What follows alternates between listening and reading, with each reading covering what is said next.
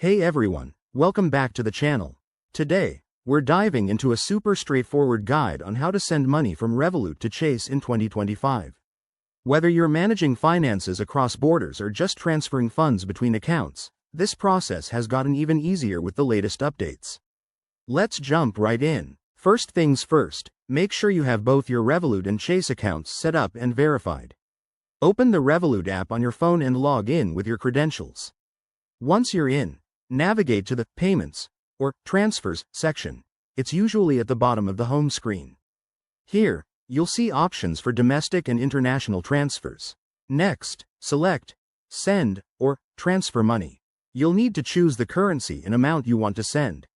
Now, for the key part, enter the recipient's details. In Chase, your account will have a specific routing and account number, so grab those from your Chase app or online banking. Type them into the Revolut form accurately to avoid any delays. Before confirming, double-check for any fees. In 2025, Revolut might charge a small fee for external transfers, depending on your plan, and Chase could have incoming transfer policies. Hit Confirm and authorize the transaction with your PIN or biometrics. The money should arrive in your Chase account within minutes to a few hours, thanks to faster payment systems. One quick tip: always verify the recipient details to prevent errors, and keep an eye on exchange rates if you're dealing with different currencies.